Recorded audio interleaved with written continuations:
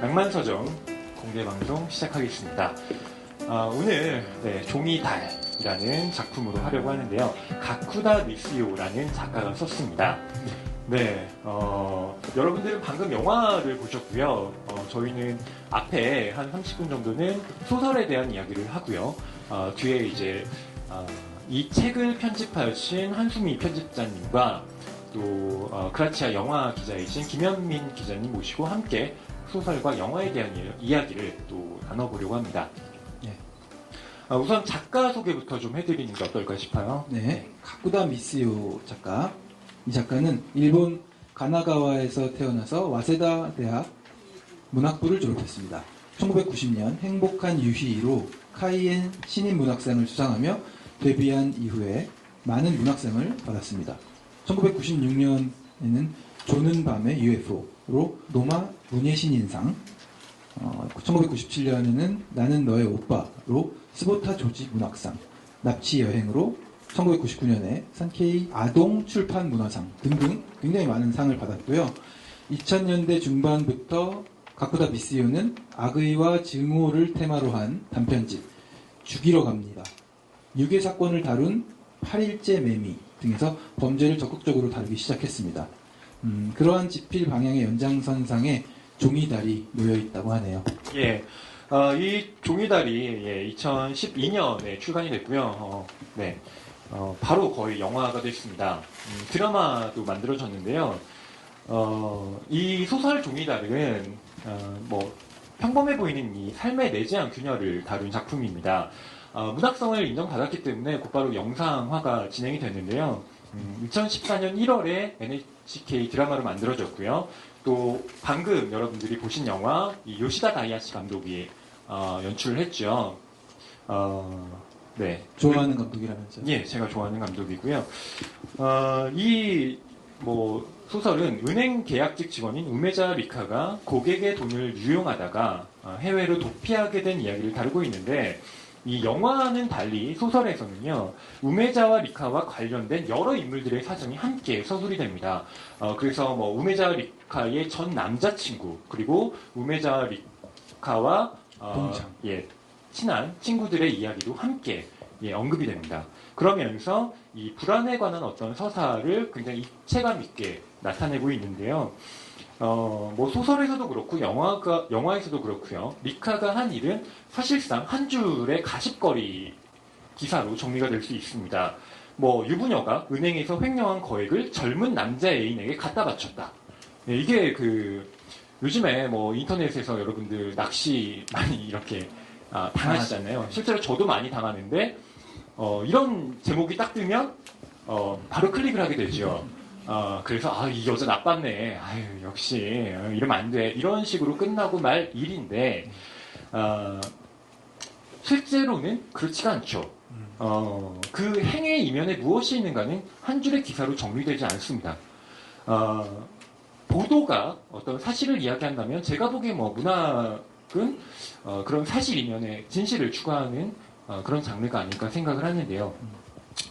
가쿠다 미스요가 과연 그런 범죄를 저지른 그 여자의 내면이 어떠한가, 그리고 그 맥락은 어떠했는가를 소설과 영화를 통해서 또 보여주고 있는 것이죠. 네. 어쨌거나 하나의 문장으로 자극적으로 정리하면 젊은 남자애인에게 다 갖다 바쳤다. 그렇죠. 네, 그렇게 되겠네요. 젊은 남자, 고타는 제비다. 이런 식으로 이제 정리가 될 수 있는 문장인데 그것이 아니라는 걸. 네. 사실상 소설이라는 건 원래 그렇잖아요. 한 줄로 정리될 수 있는 이야기를 굉장히 겹의 서사를 통해서 표출하는 것이니까요. 네. 네. 그런데 실제로도 책을 읽어보면 책이 굉장히 두껍잖아요. 그런데 낭만서점을 시작한 이래로 제가 가장 빠른 속도로 읽은 것 같아요. 하룻밤에 그러니까 초반 요 정도의 두께는 이제 여러 번에 걸쳐서 읽었는데 하룻밤 만에 나머지 부분을 갖다 마치기 시작하면서부터 흥미진진하죠. 흥미진진하게 읽었습니다. 네, 아무래도 어떤 긴장감이 고조되는 건 역시 우메자 리카가 어떤 제어 장치를 놓아버리고 폭주하기 시작했을 때부터가 아닌가 싶은데요. 우선 저희가 이야기를 할 것은 종이달이라는 제목부터 함께 좀 대화를 해보려고 합니다. 이 종이달이라는 제목이 뭐냐? 아까 영화에서는 이제 손가락으로 리카가 이렇게 지우니까 정말로 그 달이 지워졌잖아요. 그러면서 이제 가짜다라고 이야기를 하는데요. 우선 소설에서는 이 달이 어떻게 표현이 되는지 읽어드리도록 하겠습니다. 네. 첫 번째는요, 리카가 고타와 처음으로 잔 다음날 아침에 리카가 달을 보는 장면입니다. 고타는 푸른빛이 더해진 하늘을 배경으로 우두커니 서 있었다. 리카가 돌아보는 것을 알고 오른손을 크게 흔들었다. 리카는 조그맣게 손을 들어 흔들고 역을 향해 총총걸음으로 달려갔다. 역의 플랫폼에는 사람이 없었다. 리카는 긴 의자에 앉아 전철을 기다렸다. 파르스름한 하늘에 하얀 달이 남아있었다. 갑자기 리카는 손가락 끝까지 가득 차오르는 듯한 기분을 느꼈다. 만족감이라기보다는 만능감에 가까웠다.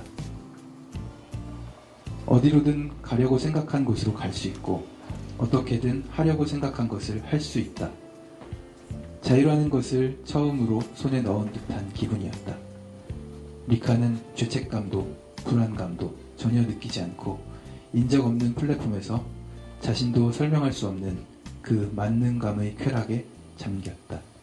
네, 이 부분이 이제 그 리카가 처음으로 달을 보는 장면입니다. 한국은 이 만능감이라는 말을 쓰지 않죠. 예, 보통 그냥 만족감 뭐 이렇게 쓰는데 이 만족감이라고는 표현되지 못하는 만능감, 그러니까 내가 무엇이든 할 수 있다라는 그 감정을 고타와 잔 그 다음날 아침에 네. 느끼게 되죠. 그 달이 마치 객관적 상간물처럼 지금 나타나고 있는 것인데요.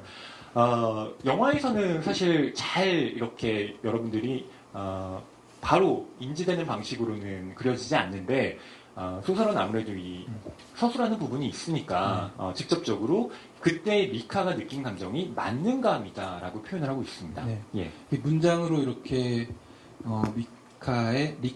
리카죠. 리카의 기분을 세세하게 느낄 수 있어서 그걸 느낀 이후에 영상으로 보았을 때 달 지우는 장면이 영화적으로 잘 표현한 것 같다는 기분을 느꼈어요. 예, 그렇습니다. 그래서 근데 뭐 소설에서는 만능감이라고 나와 있지만 또 영화에서는 저는 뭐 다르게 볼 수도 있다고 생각하거든요. 네. 다만 이제 소설에 국한시켰을 때는 만능감이라는 단어로 지금 이 리카의 내면이 표현되어 있다라는 것 말씀드릴 수 있겠고요. 두 번째 달을 보는 장면은요, 고타와 리카가 함께 불꽃놀이를 구경하는 장면입니다. 거기서 그 고타가 불꽃 너머에 달이 있다라고 이야기를 합니다. 그런데 이때의 달은 앞에서 봤던 그 만능감의 달과는 또 다른 의미로 이 소설에서 기능을 하게 되는데요. 이때는 사실 달보다는 지금 고타가 리카에 대해서 사랑하는 감정이 아니라 어떻게 보면 마지못해서 지금 이 리카와 함께 있다라는 걸 드러내는 장면이 있죠. 예, 손을 잡았는데 그 고타가 이 리카의 손을 맞잡지 않는다라는 그런 서술에서 이미 고타가 리카와 함께 불꽃놀이를 보고 있지만 서로 마음이 함께인 것은 아니구나라는 것을 또 보여주는 장면이고요. 또 세 번째의 경우에는 이 마사오미가 이제 중국 파견 근무에서 돌아오거든요. 그때 이 리카가 다시 한번 달을 봅니다. 그런데 그 달을 누구와 봤는지 기억이 나지 않는다라고 서술을 하죠. 소설을 읽어보신 분들이 계신지 모르겠지만 뒷부분에는 이제 부연 설명처럼 소설 내용이 아닌 평론가의 글인가요? 네, 역자의 글이죠. 역자의 글인가요? 여기서 일본에 초기에 사진관이 생겼을 때 이렇게 여기 이렇게 사진을 찍잖아요. 근데 여기 종이 달을 이렇게 해놓고 찍는 게 유행이었대요. 마치 낭만서점 지금 저희 초승달 이렇게 있잖아요. 그것처럼 걸어놓고 이렇게 맞아요. 찍었대요. 마침 낭만적인 이렇게. 분위기를 연출하려고요. 그러니까 달이 우리가 좋았던 때 그리고 가짜로 걸어놓긴 했지만 어떤 낭만을 상징하는 거죠. 예, 행복을 그렇습니다. 상징하는 겁니다. 네. 그러니까 종이달에는 학자에 따르면 두 가지 의미가 있다라고 이야기를 합니다. 하나는 가짜라는 의미고요. 또 한 가지는 가장 행복했던 시절, 화양 연화를 뜻한다고 하거든요. 사실상 그 두 가지 의미가 다 있다고 볼 수 있죠. 그런 면에서 이 종이달이라는 제목이 단순히 뭐 허황된 것이 아니라 뭔가 평범한 삶을 사는 듯했지만 그 안에서 계속해서 만족하지 못했던 자신의 그 생에 대해서 의심을 하던 사람이 어떤 짧지만 가장 행복했던 그 순간을 맛보는 그런 순간을 이 종이달이라는 제목으로 표현하고 있죠. 네. 사실상 영화를 보면서 이제 초반부에 조금 당황스러웠던 건 시작하자마자 은행에서 일을 하고 있잖아요. 예, 예. 네. 그래서 그 전 상황도 사실 많이 중요하거든요. 책에서는 리카가 계속 살아왔지만 자기가 어떤 인물인지 네네. 자기 내면을 자기도 모르고 내 마음을 나도 모르는 네, 그런 캐릭터였고 또 남편과의 관계에서의 예. 그런 문제들도 굉장히 중요한데 다 건너뛰고 이제 시작부터 출근하더라고요, 같이. 예. 그래서 그 마사오미라는 캐릭터에 대해서 저희가 또 이야기를 해보려고 하는데요. 영화에서는 다나베 세이치가 주연을 했죠. 여러분 그 4월 이야기라는 영화 보셨나요? 저 굉장히 좋아하는 영화인데 거기 나온 사람. 거기서 그 주인공 여자가 동경하는 선배, 좋아하는 그 선배 오빠입니다. 그때 예. 대학생. 그렇죠. 그런데 서점에서 이제, 막 네. 일할 때 그 오빠가 지금은 이제 어디서 봤나 했더니.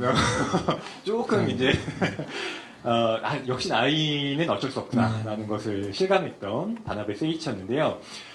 영화에서는 상대적으로 좀 착한 남편처럼 나옵니다. 그런데 소설에서는 진짜 뭐랄까요? 제가 와이프였다면 당장 이혼하고 싶은 그런 캐릭터를 소설을 그렸습니다. 읽어보면 저는 이렇게 생각하는데요. 다 마사오미 때문이에요. 소설에서는 거의 그렇습니다. 네. 마사오미가 어떤 사람인지 저희가 마사오미부터 다 출발한 겁니다, 이 불행이. 좀 읽어드릴게요. 3페이지 첫 번째거든요.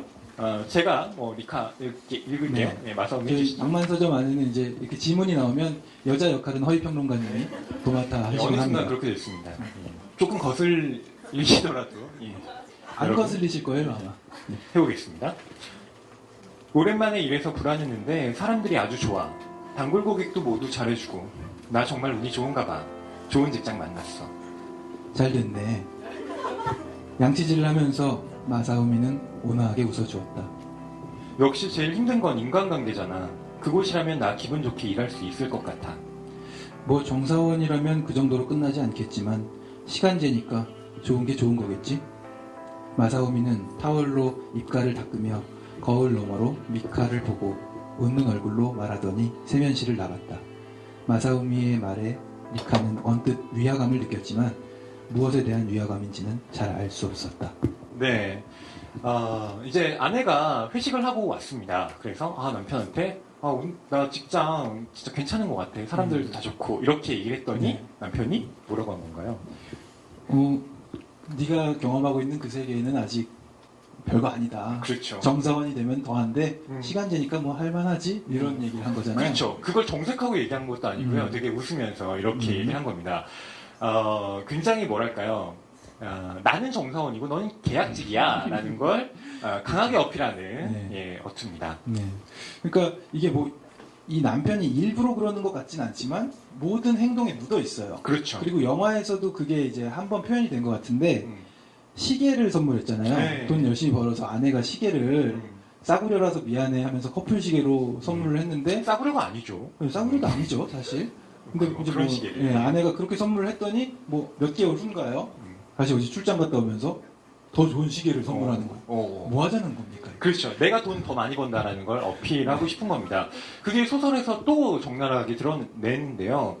그 이번에 이제 보시면 마사오미가 툭하면 미카가 한 달에 버는 돈이 얼마나 적은지를 얘기합니다. 그리고 당신이 버는 돈은 외국 여행도 못 가고 별로 우리 가정 경제에 도움이 안 돼. 이렇게 얘기를 하는 거예요. 네. 그랬더니 이걸 이제 미카가 친구한테 하소연을 합니다. 우리 남편이 왜 그러지? 이랬더니 친구는 단번에 이렇게 얘기하죠. 내가 너를 먹여 살리고 있다는 사실을 으스대고 싶은 거잖아. 어쨌든 애교를 부리면 된다니까. 이렇게 조언을 해줘요. 네. 이 친구가 이제 또 소설에서는 중요한 역할을 하는데 주조아키. 네.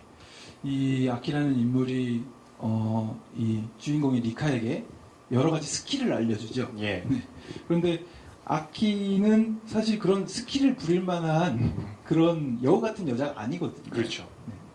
그래서 그런 순진함에서 결국은 거액 횡령까지 가는 게 아닌가 네네. 싶습니다.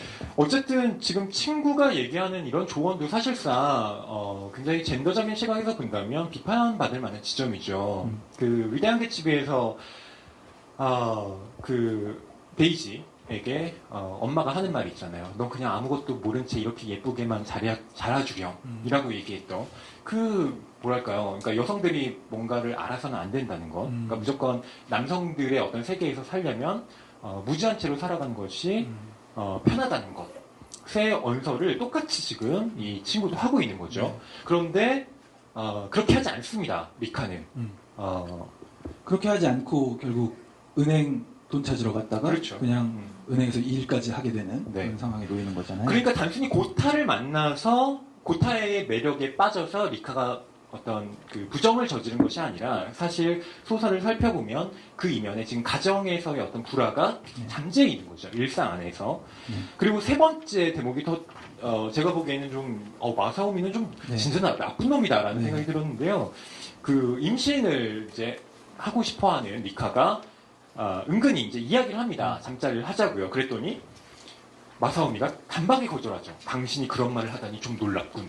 이라고 얘기를 합니다. 네. 예. 그리고, 이렇게 등을 돌려서 자버리죠. 예. 그 이후로 소설에서는 단 한 번도 이제 부부 관계가 예. 없는 거예요. 예, 그렇죠. 섹스리스 부부로 계속 나옵니다, 이제. 다 마사오미 때문입니다. 너무 답답합니다. 소설 보면서. 그렇죠. 예. 그러니까 다나베 세이치가 영화와는 달리, 그러니까 이 영화에서는 되게 그나마 착한 남편. 착한 남편처럼 나오지만, 예, 소설은 사실 그렇지 않았다는 거. 그리고 이제 고타에 대해서도 좀 언급을 해야 될 것 같은데요. 이 연하남 고타는, 이 마사오미가 채워주지 못한 부분을, 리카에게 채워주는 인물입니다. 2번을 보시면요. 인용문 2번을 보시면, 이 리카가 느끼는 감정, 누군가가 몸을 만져준다라는 것에 대한 환희를 이제 서술을 하고 있는데요. 네. 사실 리카가 그리워했던 것이 바로 이런 구체적인 접촉이라기보단 어떤 따뜻한 감정이죠. 감정의 교류인데, 교류죠. 예, 그걸 고타가 초반에 해줬던 겁니다. 물론 제가 초반이라고 얘기했던 건 나중에 바뀌기 때문이죠. 그렇죠. 네. 이 고타의 경우에는 특히 4번의 인용문을 좀 여러분들께 들려드리고 싶은데요. 그 영화에서도 나왔던 파라솔을 옮겨달라고 하는 그 장면입니다. 그 장면에 리카가 그 고타를 이렇게 보는 장면이 나오는데요. 그때 마음이 어떠했는가를 읽어드릴게요. 고타와 리카는 토요일 한낮 카페에 있었다. 고타가 먼저 지나가던 웨이터에게 파라솔 위치를 바꿔달라고 부탁했다.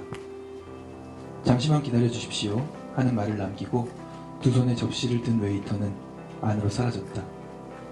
해는 파라솔에서 삐져나와 고타의 오른쪽 팔을 하얗게 비추고 있었다. 고타는 새로 자리에 앉은 손님에게 물을 갖다 주러 온 웨이터를 다시 불러세워 또 파라솔 위치 바꿔줘요 하고 자연스럽게 부탁하고 있다. 리카는 한 사람이 테이블을 누르고 한 사람이 파라솔 각도를 바꾸는 것을 바라보았다. 둘 다 고타와 비슷하거나 조금 어릴 것이다. 이 아이는 언제부터? 리카는 문득 의심스럽게 생각했다. 이 아이는 언제부터 이런 식으로 뭐든 남에게 시키게 된 걸까? 파라솔 위치를 바꾸지 않아도 의자를 조금 움직이면 그늘로 들어갈 텐데. 그리 대수롭지 않은 일이란 건 알고 있었다. 고작 파라솔이다. 하지만 고작 파라솔 치고는 뭔가 이해가 안 되는 점이 있어서 그것이 머릿속에서 사라지지 않았다.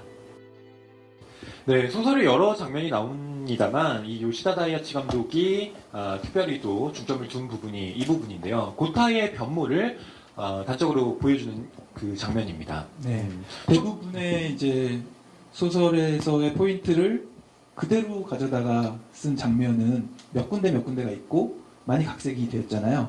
근데 이 부분은 거의 그대로 가져온 것 같아요. 네. 고타는 초반에 가난한 고학생으로 나옵니다. 소설이나 영화나 마찬가지고요. 그런 그에 대해서 이제 처음에는 돈을 빌려주는 형식으로 리카가 도움을 주죠. 물론 횡령한 돈을 건네주는 겁니다만 네. 그때 고타는 계속 돈을 갚겠다고 이야기를 하고요. 네. 실제로 그렇게 합니다. 그런데 리카가 내가 돈이 많다는 걸 과시를 보여줘야 해야겠다. 과시를 해야 안심을 하겠구나. 안심을 하고 그 고타가 뭐 어떤 그 죄책감을 느끼지 않겠구나 하고 일부러 막 쇼핑도 시키고요. 돈을 물쓰듯 합니다. 네. 그러고 나서 고타가 어느 순간 완전히 변해 있는 거죠. 옷도 잘 입어요, 나중에는. 그렇죠. 처음에는 잠바떼기를 이렇게. 잠바떼기. 그리고, 영화에서는 고타가 어떤 일을 하고 어떤 전공인지 뭐 자세히 안 나온 것 같은데, 영화를 찍고자 해요. 그래서, 예. 이 리카를 섭외하는 목적으로 처음에 이제 다가갔었죠. 네, 그러니까 리카한테 그 배우로 자신이 찍는 영화에 출연해달라고 해서 접근을 하는 겁니다. 예. 그러니까 소설에서는 약간 맥락이 있는 접근인데 영화에서는 눈빛만 마주치고 지하철에서 바로 빨간 조명으로 예. 어디로 갔죠. 예. 뭐 영화적인 생략이죠. 네. 예. 그런 점에서 이 고타라는 캐릭터도 입체적인 캐릭터라는 거죠. 변모를 합니다. 그런데 제가 이제 앞에 이 마사오미와 고타와의 관계 그리고 리카를 이렇게 삼각형으로 놓고 본다면 사실상 마사오미가 리카에게 한 행동 그러니까 내가 너보다 우월하다라는 걸 이렇게 각인시키려고 했던 그 말과 행동들이 리카가 그대로 고타에게 전이시켜서 하고 있던 거죠. 그러네요. 예. 그래서 고타가 물론 그로 인해서 변했지만 마음 한구석에서는 그 리카에 대한 어떤 반발심 같은 것이 예, 안에서 생겨나고 있던 겁니다. 네. 그래서 이 소설의 결말부에 보면요, 고타가 리카에게 이런 말을 합니다. 여기서 나가게 해줘요. 라고요. 이게 이제 영화하고는 좀 다른 부분이죠. 네. 영화에서는 여자친구가 있다라는 걸 리카에게 들키고 리카의 집에 와서 막 문을 그렇죠. 두들기죠. 네. 잘못했다고. 그렇죠. 거기선 사실 이제 물주가 사라질까봐 좀 두려워하는. 어떤 전형적인 그 러브라인에서 그렇죠. 그런 게 아니에요. 뭐 이렇게 변명을 하려고 온 거지만 소설에서는 고타가 먼저 얘기를 하죠. 거기서 나가게 해줘요. 맨션에서 나가게 해달라고 이야기를 합니다. 그런 점에서 예, 고타가 영화하고는 좀 다르고요. 네. 그리고 또 결말에서 이야기를 할 부분이 이 리카가 태국으로 도피를 하잖아요. 사실 영화에서는 좀 납득이 안 되는 부분이 있습니다. 창문에 의자를 던졌어요. 근데 1층이 아니에요. 네. 다리도 절지 않고 그냥 계속 뛰어갑니다. 그렇죠. 대단해요. 거기서 뛰어 내렸다는 건가? 그리고 거기까지 도망쳤는데 어떻게 또 외국으로는 간 거지? 그렇죠. 밀항을 한 건가? 뭐 이런 영화적 의심을, 생략이죠. 하게 만드는데 소설에서는 그렇지 않습니다. 다 설명이 돼요. 그러니까 리카가 이미 이제 들키겠다라는 사실을 인지하고요. 다 정리를 합니다. 네. 그리고 나서 태국으로 아예 그 갈 준비를 다 끝마친 다음에 고타한테도 이 집 이제 계약 만료됐어. 너 이제 나 모른다고 해라고 다 언급을 하고 이제 태국으로 가는 거죠. 그랬었죠. 그 영화에서는 이게 관객으로 하여금 약간 이렇게 쪼이는 맛이 있어야 되나 봐요. 예. 그러니까 대면하는 것도 없거든요. 소설에서는 네, 200만 원이 다야 이런 장면도 없이 그렇죠. 그냥 음. 어느 날 보니까 1억엔 이렇게 그렇죠. 되는 거잖아요. 예. 네. 우리나라 돈으로 10억 정도. 예. 90년대에 10억. 그렇죠. 굉장히 큰 금액이죠. 네. 90년대 10억. 지금으로 치면 뭐 한 30억 예. 되는 건가요? 인플레이션이 있으니까요. 예, 그런 점에서 아주 그런 계산을 좀 해봤습니다. 리카가 소설에서는 같은 말을 합니다. 그러니까 태국에서 이 도피 생활을 하다가요, 결국 이제 여권이 만료되면, 그러니까 체류 기간이 만료되면, 이 미리국자가, 그러니까 불법 체류자가 되면서 네. 계속해서 이제 도망쳐야 하는 신세가 되잖아요. 그런 이제 갈등에 휩싸여 있던 찰나 어떤 남자가 이제 다가오면서 여권을 봐도 될까요? 라고 묻고요. 결국 리카가 그 여권을 보여주면서 나를 여기서 나가게 해줘요. 라고 하면서 소설에서는 끝나게 됩니다. 그러니까 저는 그러니까 여기서 좀 말씀드리고 싶은 게 뭐냐면 가쿠다 미스유가 쓴 장편 종이달과 요시다 다이아치 감독이 만든 영화 종이달은 제목이 똑같고요. 얼개만 비슷하지 사실상 거의 다른 작품이라는 겁니다. 그러니까 이때 뭐 제가 뭐 소설이 위에 있다, 영화가 위에 있다 이런 말씀을 드리고 싶은 게 아니라 분명히 그 두 작품이 완전히 그 다른 관점을 가지고 만들어졌기 때문에 저는 그런 이야기를 또 함께 네. 나눠보고 싶습니다. 개별적인 예술 작품으로서 네. 이제 뭐 특색이 둘 다 있다. 그래서 바로 이제 두 분을 모시고 이야기를 나눠보려고 하는데요. 우선 가쿠다미스요의 장편 종이다를 편집하신 한수미 편집자님 모시려고 하고요. 또 그라치아의 영화 담당 기자이신 김현민 기자님 모시려고 합니다. 여러분 큰 박수 부탁드립니다.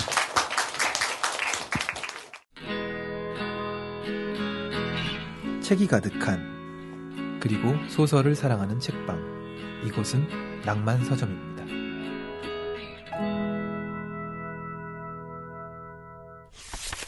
네, 우선 한수미 편집자님, 네, 관객 여러분께 인사 말씀 부탁드리겠습니다. 네, 안녕하세요. 저 예단 출판사 편집장 한승이라고 하고요. 이 가쿠다 미스요 장편소설 종이다를 편집했습니다.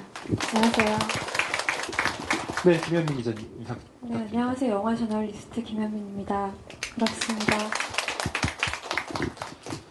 예, 우선 네, 저희 먼저 편집자님께 여쭤보고 싶은데요. 소설 종이다를 편집하셨을 때 느꼈던 어떤 감정, 이 소설이 나에게는 이런 의미였다. 뭐 이런 소감을 좀 듣고 싶은데요. 일단 이 소설을 기획하게 된 계기는 개인적으로 가쿠다 미스요 소설을 좀 좋아해요. 워낙에 가쿠다 미스요가 그런 여성들의 심리를 잘 묘사하고 그 고민하는 지점에 대해서 굉장히 섬세하게 포착하는 부분이 있어서 그동안 많이 좋아했었는데 한국에 지금 한 10권 정도 책이 나왔는데 사실 판매가 많이 이루어지진 않았거든요. 근데 그 부분 일단 읽으면은 이렇게 가독성이 있어서 빨리 읽히기는 하는데 뭔가 강력한 그런 스토리텔링이 좀 없어가지고 판매가 많이 이루어지지 않아서 기획을 할 때 좀 고민이 많이 됐었습니다. 근데 종이달 같은 경우는 스토리 자체가 되게 강력하잖아요. 그래서 이런 부분에 되게 임팩트가 있겠다 싶어가지고 기획을 하게 된 면도 있고 그 당시에 이제 NHK에서 드라마 낸다는 얘기도 있었고 또 이제 미야자리에가 지원이 돼가지고 영화 낸다는 얘기가 있어서 사실은 이게 나중에 나와서 영상화되면 좀 많이 팔리지 않을까 약간 기대감을 가지고 좀 기획을 하게 되었고요. 멀리 내다보셨군요. 중요하죠. 예, 실제로 많이 좀 책이 나갔나요? 근데 안타깝게도 처음에 출간됐을 때 사실 초판 찍고 판매가 없었어요. 근데 예. 다행히 7월에 이제 영화 개봉하면서 영화 이슈가 있으면서 3,500불 더 찍었습니다. 그래도 네. 예, 다행이네요. 그래서 어쨌든 이제 편집자 입장에서는 판매가 굉장히 중요하니까 그런 부분이 있었고 사실 주인공 연령대가 책을 기획할 때 많이 좀 아무래도 영향을 받게 되더라고요. 네, 그래서 예. 제가 또 여자이다 보니까 그런 여자의 심리나 이런 것들에 대해서 많이 공감을 하게 되는데 용의자 리카도 약간 좀 비슷한 연배여서 여성의 심리나 이런 거에 대해서 공감하는 부분이 약간 있었나 봐요. 그래서 기획을 그렇게 하게 됐고 어쨌든 영화랑 소설은 좀 다른 면이 있는 것 같아요. 네. 일본 드라마로 그럼 나왔어요 지금? 네, 저는 드라마를 봤고요. 영화 편집하면서, 소설 편집하면서 좀 참고를 하려고 오브작인데 봤어요. 근데 드라마는 굉장히 소설에 충실해가지고, 소설에 있는 내용을 그대로 거기 다른 인물들 나오잖아요. 그 친구들도 다 나오고, 굉장히 충실하게 반영한 드라마였어요. 근데 영화랑은 달리. 네, 김현민 기자님께 여쭤보고 싶은데요. 이 영화 어떻게 보셨는지 궁금합니다. 소감. 예. 네. 그 여기 계신 분들은 뭐 책을 보고 영화를 보셨는지 모르겠는데요. 저는 처음에 책 보기 전에 영화를 봤거든요. 저는 원래 원작에 있는 거를 되도록이면 원작을 안 보고 먼저 보려고 하는 편인데 솔직히 영화를 보고 잘 이해가 안 됐어요. 그래서 리카가 하는 말들이 너무 어떻게 보면 상징적인 말들이라서 리카는 어떤 여자였을까, 어떤 마음으로 저 짓을 했을까 그걸 알고 싶어서 책을 봤어요. 네. 그럼 영화 잘 만든 거네요.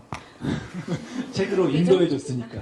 근데 참고로 실제로 제가 찾아봤을 때는 일본에서는 영화되고 나서 책 판매율이 거의 2배 가까이 늘었다고 하더라고요. 네. 그걸 얘기해드리고 싶었어요. 네. 그럼 조금 더 노골적인 질문을 드릴게요.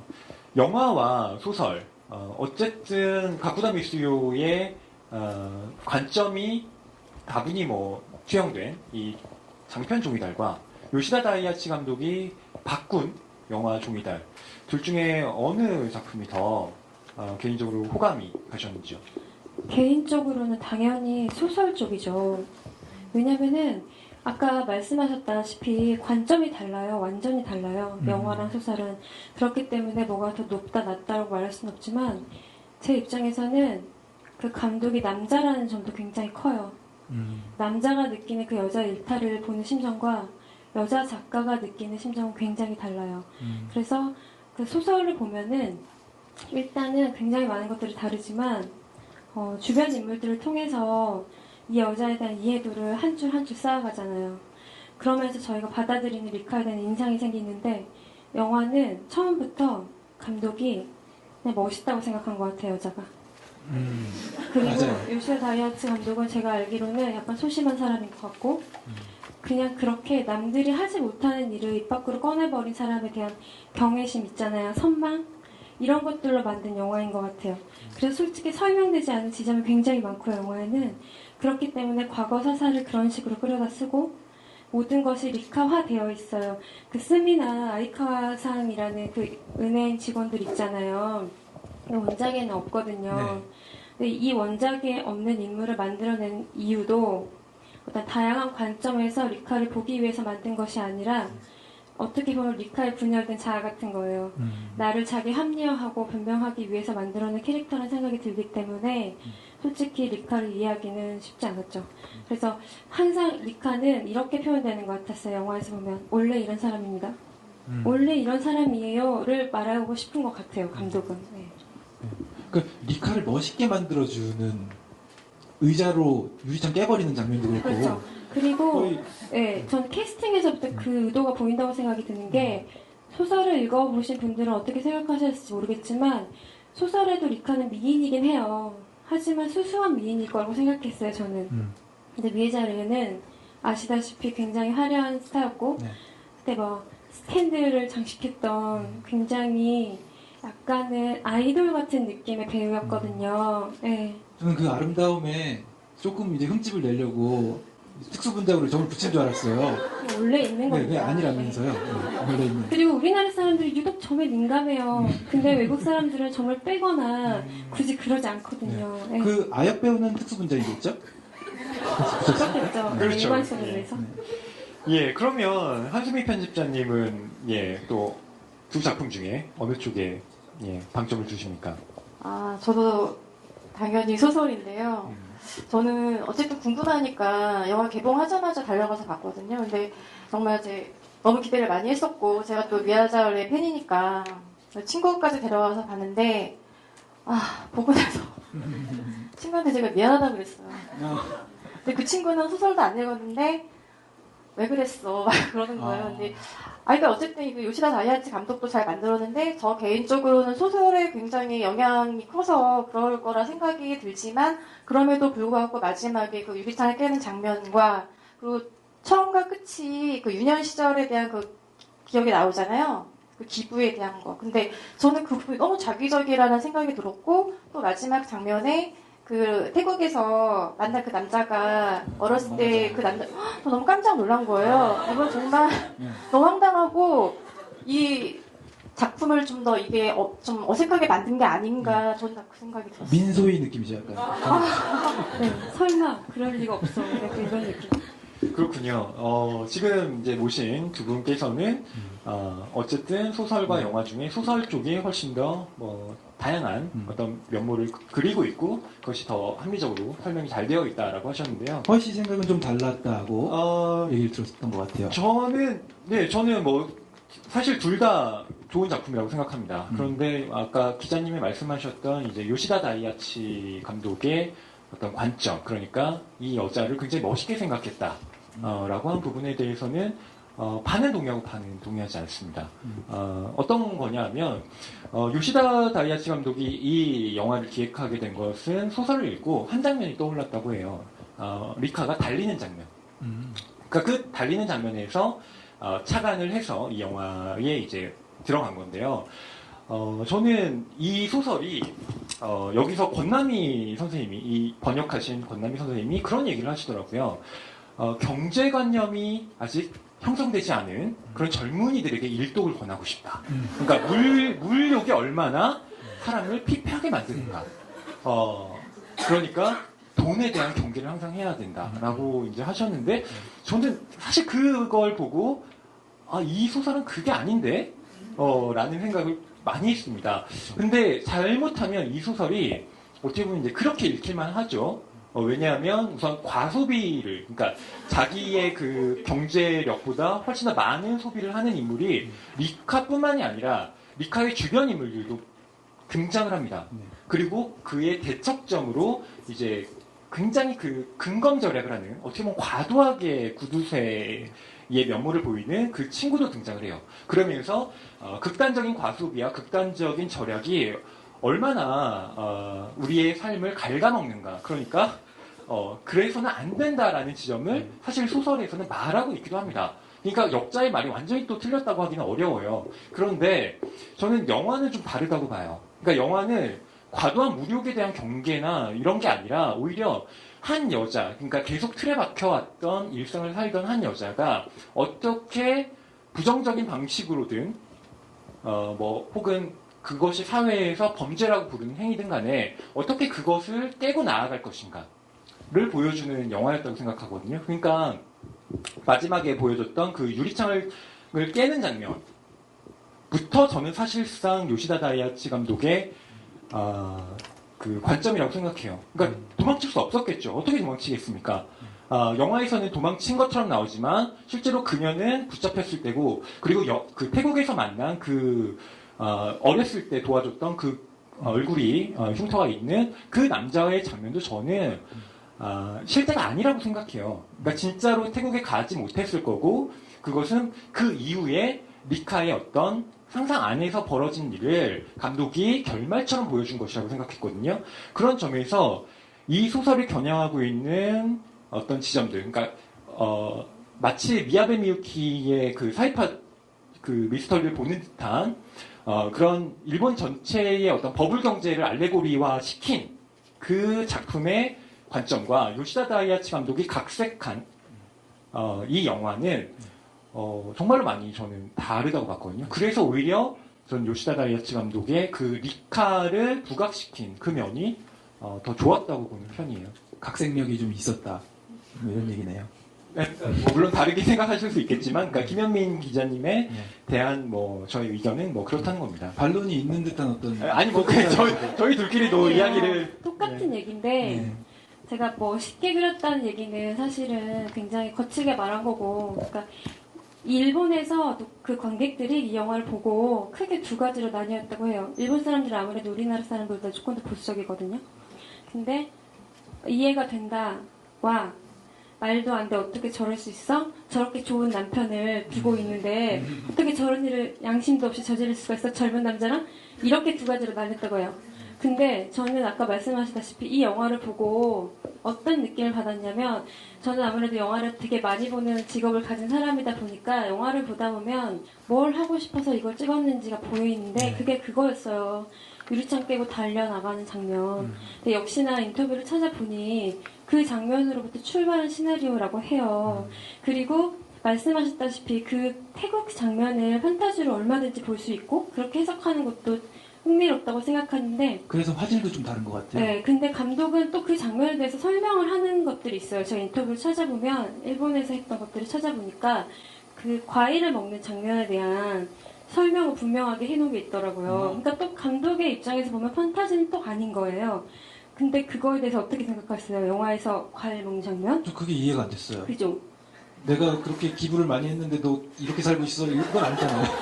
근데 저는 이 감독의 대답을 듣고 굉장히 충격을 받았던 게, 혼자만 생각하면 어쩌라는 거야 라는 생각을 한 거예요. 그러니까 이 감독은 그 장면에 엄청난 함의를 만들어놨어요.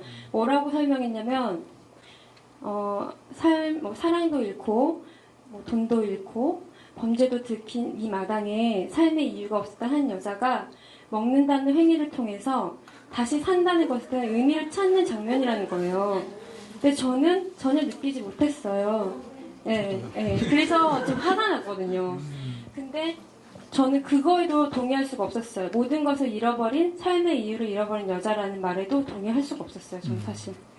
근데 그 평론을 저는 어쨌든 쓰잖아요. 근데 뭐 사실 영화도 마찬가지라고 생각을 합니다만 작가가 본인의 작품에 대해서 설명을 하거나 뭐 인터뷰를 한 그런 경우가 많습니다. 그래서 이 장면은 이러한 거예요 라고 설명을 하잖아요. 근데 대체로는 저는 그 말을 믿지 않습니다. 그러니까 어떤 거냐면 작가도 자기가 왜 그 부분을 썼는지 그리고 그 부분에 대한 해석을 그렇게 했는지 설명을 못해요. 그리고 그렇게 설명을 하는 경우가 오히려 이상한 경우가 훨씬 많습니다. 그러니까 영화 감독의 경우에도 좀 마찬가지라고 생각하거든요. 그러니까 영화에서 분명히 그런 의도로 넣었다고 하는 건 그의 의견이죠. 하지만 영화에서 여러분들에게 그리고 제가 이제 관객으로서 보는 순간 그때의 사과를 먹는 의미는 얼마든지 다르게 해석할 수 있다는 거예요. 그러니까 요시다 다이아치 감독의 입장에 근거해서 감독이 이렇게 했으니까 그거겠지라고 해서 이 영화를 비판하거나 상찬하는 것이 아니라 제가 보기에는 내가 여기서 보는 어떤 사과의 행위는 다르다라는 이 여자의 행위를 제가 보기엔 사실 그렇게 봤거든요. 그러니까 이따가 이제 여러분들과 또 그 질문을 받으면서 이야기를 하겠습니다만, 저는 그것이 이제 실제와 어떤 그 가상을 굉장히 그 모호하게 만드는 지점이라고 생각했어요. 그러니까 그 사과를 먹는 장면이요. 뭐냐면 그 성불교에서 이런 얘기를 합니다. 그러니까 사과가 있을 때 이 사과가 뭐냐라고 이야기를 할 때 사과는 빨갛게 생겼고요, 둥그렇게 생겼습니다. 향은 어떤 게 나고요. 이런 식으로 설명하는 것이 아니라 그 사과를 먹을 때 그 사과의 실제가 드러난다는 거예요. 그러니까 사과라는 것을 설명하는 제일 쉬운 방법은 사과를 보여주거나 냄새 맡게 하는 게 아니라 맛보게 한다는 거죠.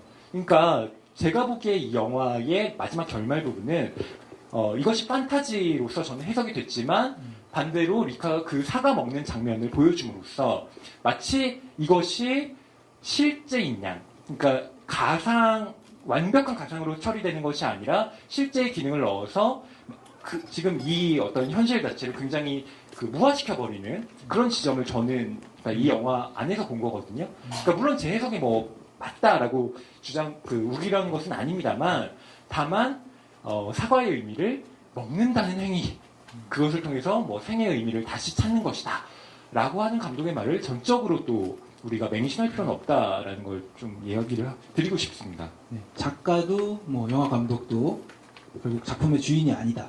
그렇죠. 네, 그리고 해석이 이제 보는 사람에 의해서 달라질 수 있고, 냉정과 열정 사이나 뭐 있었죠 또?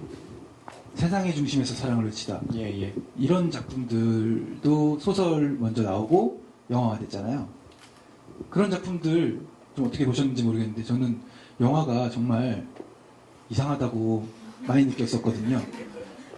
냉정과 열정 사이는 그래도 좀 아름다워서 괜찮았는데, 왜냐면 소설을 그냥 쫓아가면서 이제 호흡도 막 이상하고 그 이상함을 많이 느낄 수 있었는데 종이다에서는 아예 바꿔버리니까 없는 얘기 막 들어오고, 그런 면에서는 또 영화화된 많은 다른 작품들보다 또 조금 칭찬할 만한 면도 있지 않나 이런 생각도 합니다. 저도 미덕은 분명히 있는 영화로 생각해요. 하지만 영화적으로도 완벽하게 저를 설득시키진 못했다는 데 아쉬움이 있는 거죠. 이게 원작과 다르기 때문에 아쉽다는 게 아니고요. 네, 저는 원작을 보지 않은 상태에서 영화를 봤음에도 불구하고 설명되지 못했던 지점들이, 모순적인 지점들이 있었다는 데에 대해서 약간의 마이너스를 주고 싶은 거예요. 그런 부분이 제가 볼 때는 이 부분이 좀 있어요. 좀 일일 드라마화 됐다. 좀 막장으로 달려가야 이제 관객도 좀 끌고 이슈도 되고 그런 것들 포인트를 좀 잡으려고 노력한 것 같아요. 근데 이 작품이 아까 호의 평론가님 말씀하신 것처럼 그런 그 사이파 미스터리처럼 그 돈과 경제와 이런 것 관련해가지고 그런 소설적인 메시지도 있는데 이 작품이 해석할 여지가 되게 많거든요. 그런 경제적인 문제, 또 그 한 여자의 일탈, 여러 가지 문제가 있는데 그 중에서 그 감독은 여자의 일탈, 쾌락, 자유 그 부분을 캐치한 것 같아요. 근데 그럼에도 불구하고 어쨌든 저희는 여자니까 아까 이제 저희 그 김현민 기자님이 잠깐 얘기를 했는데 여자 입장에서 봤을 때 그 여자의 일탈과 쾌락에 대해서 저희는 공감이 잘 안 되는 거예요. 전혀 통쾌하지 않고 좀 생뚱맞고 그게 아무리 그 감독이 노린 판타지라 할지라도 관객이 거기에 되게 동의가 돼야 되잖아요. 근데 굉장히 되게 낯설고 생뚱맞고 내가 그걸 왜 이해해야 되는지도 잘 모르겠고 약간 저는 직관적으로 약간 그런 느낌을 받았어요. 나름대로 설득을 하려고 이제 유년기를 집어넣은 건데 되게 자기적이었고. 자기적이었던. 그래서 이쯤에서 저는 관객 여러분들이 또 이 영화를 어떻게 보셨는지, 혹시 또 소설을 보신 분이 있다면 그 소설과 영화는 또 어떻게 비교해서 읽으셨는지 궁금하거든요. 혹시 뭐, 김현민 기자님이라든가, 네, 한수미 편집자님이라든가, 또 저희에게 함께 이야기를 나누고 싶은 게 있으시면, 예, 손을 들어주시면 감사하겠습니다, 여러분. 네, 영화에 대한 뭐 감상도 좋고요. 나는 뭐 몰입이 잘 됐다도 좋습니다. 난 이 여자의 일탈이 충분히 이해가 가던데, 뭐 이런 부분도 제가 괜찮고요. 너무 본의 아니게 영화를 디스한 것처럼 그런 건 아니에요. 예. 상대적으로 저는 이제 그 리카의 그 행위에 상대적으로 많이 이입한 사람 중에 한 사람이고요. 네, 여러분들께서는 어떻게 보셨는지 네, 궁금해요. 여러분들 어떤 얘기를 해주셔도 상품이 있습니다, 참. 어떤 얘기를 해주셔도 상품도 있고요. 저희 낭만서점 공개 방송으로 지금 녹음되고 있으니까 나중에 청취하실 수도 있고, 영 그러시면 이제 나갈 때 이렇게 말씀 주시면 편집도 됩니다. 네, 아무 얘기나 해주세요. 예. 저는 그래도 기자님이 말씀하신 것처럼 좀 아쉬운 점은 그래도 너무 좀 이해가 안 되는 게 몇 군데 있었는데요. 처음에 그 여자 주인공이 먼저 개찰구를 넘어서 반대편으로 넘어오잖아요. 근데 그때까지는 그 뭐 영화에 설명이 없었는데 하나의 틀에 박힌 채 살아가던 그런 주부가 갑자기 어떻게 그런 용기를 내게 됐을까, 그런 거에 설명 없이 그냥 무작정 나오니까 그런 게 좀 자기적인 거 빼고는 나머지는 좀 공감하면서 봤던 것 같습니다. 어쨌든 그 개찰구 넘어서 이렇게 갈 때 그 장면이 좀 멋있긴 하더라고요. 예, 예. 두근거리고. 네. 근데요, 그 누군가한테 뭔가를 하면서 행복을 느끼는 리카를 감독은 되게 집중했었던 것 같아요. 그래서 그 의도에 맞게 잘 감상하신 것 같다고 생각하는 지점이, 처음에 카페에서 만나서 돈을 줄 때 있잖아요. 첫 번째 돈을 줄 때 계속 이렇게 실갱이를 하잖아요. 근데 결국은 고마워 하면서 남자가 받거든요. 근데 그때 얼굴은 리카 얼굴이거든요. 그러니까 그런 것들이 쌓여서 그런 인상을 받으셨을 것 같다는 생각이 들어요. 네. 예, 혹시 또 다른 분 계십니까? 허위평론가님의 말에 반기를 들고 싶은 부분이 예. 저는 이 영화를 보면서 정말 그 김현민 기자님의 말처럼 다른 은행 직원들이 그 리카의 자아 같다는 생각을 많이 했어요. 좀 합리화하고자 하는 그런 대사들이 있었고, 특히 그 의자를 던지기 전에 스미상과 함께 나누는 대화들은 너무 자기 합리화적이고 면죄부를 주는 것 같다라는 느낌을 많이 받았어요.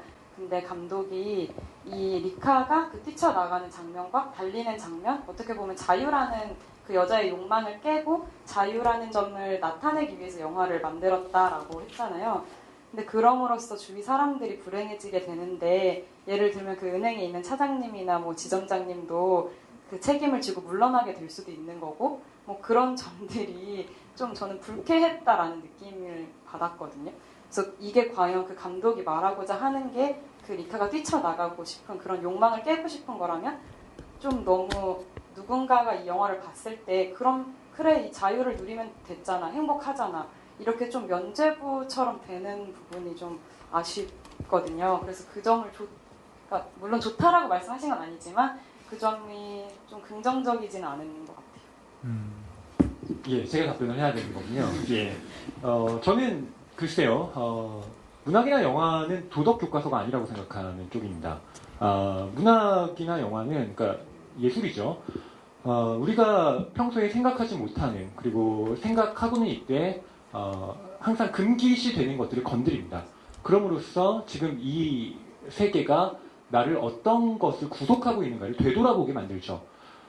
저는 이 영화가 리카 너무 자기중심적이야. 마사오미가 빚 다 갚아야 되나?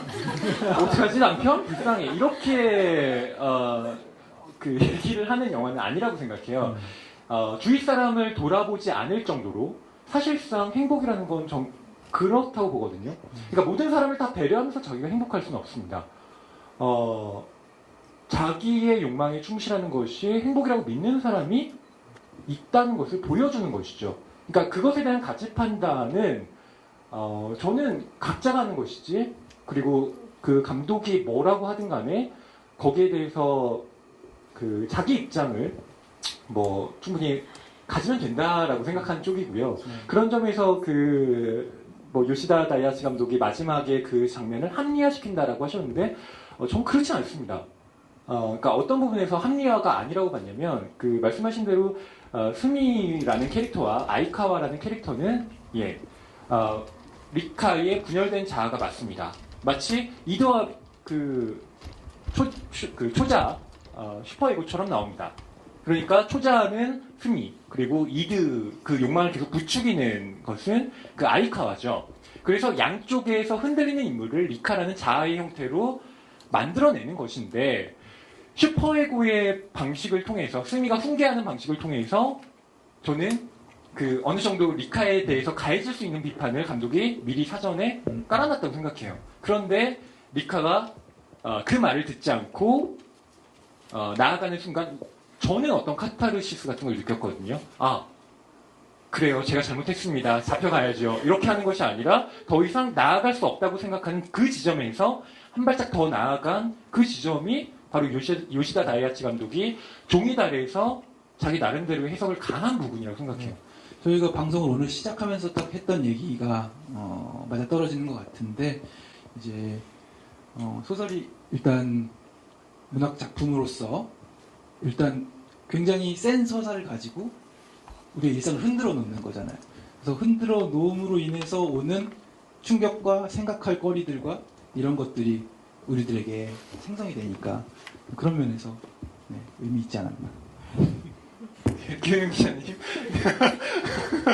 그냥 이건 것 같아요. 그냥 덧붙이면은 아까 관객분이 거기에서 카타르시스보다는 불편함을 느꼈다는 것도 맞는 반응이에요. 만약에 감독이 어떤 해방감 쪽에 포커싱을 맞췄는데 그런 결과가 나왔다면 영화의 실패예요. 우리가 도덕을 찾자는 건 아니에요. 우리도 그렇잖아요. 우리가 뭐 주인공의 윤리적 시선을 따라서 영화가 좋고 나쁘고를 판단하는 건 아니잖아요. 그런 의미에서 빗변한 것이 있다면 영화의 실패라고 생각하고요. 그리고 리카라는 인물은 제가 볼 때는 저는 영화를 볼 때보다는 소설을 볼 때 느꼈어요. 소설을 보면 처음에 등장인물의 주변 사람들이, 그러니까 친구들이 신문에서 그걸 접하거든요. 리카가 이런 일을? 내가 아는 리카는 이런 사람이 아니었는데로 시작하는데, 그러다가 점점 거기에 빨려들어요. 리카가 왜 그런 일을 했을까 생각하는 것에. 마치 내 안에 리카가 살고 있는 것 같았다라는 표현이 나와요. 근데 제가 그랬거든요. 그러니까 영화를 볼 때는 리카에 대해서 이해가 안 돼서 소설을 찾아봤는데 이 300페이지가 넘는 소설을 읽다 보니까 제 안에 리카가 살고 있는 것 같이 느껴졌어요. 그래서 그런 측면에서 소설이 조금 더 훌륭한 것 같다. 그렇죠. 약간 입장이 좀 바뀐 것 같기도 하고요. 제가 영화를 막 옹호하는 영화 기자 같고 소설을 옹호하는 문학평론가 같으신데요. 사실 저도 김현민 기자님께서 말씀하신 그런 지점들에 대해서 완전히 반대하거나 그런 건 아니고요. 약간 이제 이견이 있는 부분들을 말씀드린 거고, 또 마지막으로 뒤에 계신 여자분. 저는 이제 영화를 되게 즐겁게 관람을 했고요. 이제 마지막에 그 창문 깨고 나가는 장면도 카타르시스가 있었고 다 좋았는데, 중간에 그 스미라는 캐릭터와 아이카와 이제 상황들과 아이카와가 그 가짜 조표를 만들고 있다는 걸 또 알았잖아요. 근데 그 부분에서 개인적으로 좀 생각을 했었을 때 오히려 그 주인공인 이제 리카가 역으로 자기가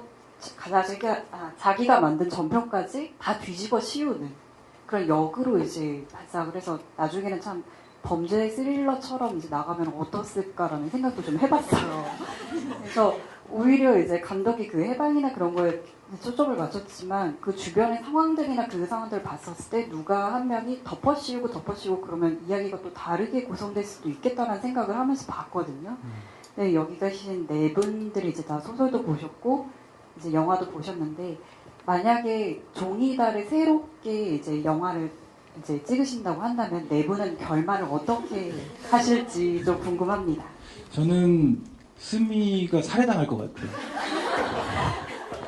지금 말씀하신 스미가 맥락에서 무슨 죄가 있다고 죽이기까지. 스미가 하니까. 파헤치니까 아, 파헤치기 시작하면서 이제 살해당할 수도 있지 않나.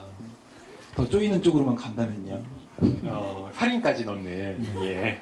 그렇군요. 한수미 편집자님 어떠신가요? 저는 아무래도 자꾸 원작의 영향을 많이 받나 봐요. 근데 원작에서는 마지막에 태국에 도망갔다가 결국에는 이제 경찰에 잡힌 듯한 그런 대사로 이제 끝이 나는데, 이렇게 무책임한, 그러니까는 뭐 그게 일탈이고 쾌락이고 그럴 수도 있지만, 저라면은 뭔가 이렇게 다시 도망갔다가 다시 돌아오는 식으로 좀 하지 않을까. 이건 어쨌든 좀 소설 영향을 많이 받은 것 같습니다. 네. 저는 마사오미의 캐릭터에 좀 집중하고 싶습니다. 마사오미가 중국에 간 건 일 때문이 아니라는 거죠. 그렇죠. 예. 그러니까 자꾸 잠자리를 거부하는 건 뭔가 이유가 있습니다. 예, 누군가 있는 거죠. 실제로 가짜 달은 마사오미가 만들고 있었다는 예, 그런 식의 좀 마사오미를 좀 캐봐야 돼요. 치정으로 가지 않을까 싶습니다. 네. 스미 죽이고 영상을 캐는. 네. 책을 읽으면 딱 느껴지는 게 있어요. 이 감독은 책에서 이걸 봤다. 그게 두 가지예요. 달리는 이미지, 그리고 플랫폼에서 어린 아이처럼 엄마를 찾는 것 같은 얼굴로 두리번거리는 코타의 얼굴. 이 두 개로 시작된 영화라고 저는 생각해요. 근데 제가 제일 좋아하는 장면은 나중에 뭐 소설 읽어보시면 아시겠지만 마지막에 모든 것이 발각됐다는 것을 직감한 미카가 공항에 가서 마지막으로 코타한테 전화를 합니다. 그리고 나서 누가 나를 찾으면 모른다고 해 라고 또 끊고 바로 소설은 태국으로 넘어가거든요. 그 씬이 너무 좋아요, 저는. 제가 영화 감독이면 그 씬으로 시작했을 거예요. 하지만 이제 뭐 그 씬으로 가면 플래시백을 쓸 수밖에 없겠죠? 그러면 과거 서사 뺐을 거고요. 플래시백에서 또 플래시백 가긴 싫으니까. 네, 그리고 나서 어떻게 보면 편집자님 말씀처럼 다시 지금 원점, 태국에 있는 원점으로 돌아와서 이야기를 끝낼 것 같아요, 저는. 네. 저도 태국 씬부터 시작하지 않을까 예상했었는데 태국이 그냥 마지막에 한 번만 삑 나와서 제작비가 모자랐나 로켓 촬영이 그 의자 던지고 싶어서 그런 거예요. 의자 던지고 싶은 장면 찍고 싶어가지고. 태국도 화질이 다른 게 이제 카메라 하나 간 것 같더라고요. 그런 현실적인 것들이 좀 생각이 나더라고요. 네. 예, 저희가 종이달 책과 영화를 가지고 나눠봤는데요. 예, 여러분 어떠셨는지 모르겠습니다. 네, 오늘 좋은 말씀, 예, 영화 소설에 대해서 해주신 김현민 기자님과 한수미 편집자님께 다시 한번 큰 박수 부탁드립니다. 감사합니다. 예, 이제 여러분들 다 끝이 났는데요. 참, 그리고 저희 다음 방송에 대해서 좀 언급을 해드리고 싶은데요. 저희 다음 방송은 장강명 작가님을 모시려고 합니다. 요즘 핫한 한국 젊은 작가죠. 한국이 싫어서와 그리고 최근에 문학동네 작가상을 수상한 금음 또는 당신이 세계를 기억하는 방식이라는 소설로 직접 저희 스튜디오에 모셔서 이야기를 나누려고 하니까요. 네, 관심 있으신 분들 많은 청취 부탁드립니다. 네, 2주 연속으로 이렇게 공개 방송만 하다가 이제 스튜디오로 돌아가서 장강명 작가님과 함께 하게 될 것 같습니다. 많은 청취 부탁드리고요. 또 다시 이어지는 10월에 있는 공개 방송들 또 참여 부탁드립니다. 네, 오늘 늦은 시간까지 여러분 감사드립니다. 네, 고맙습니다.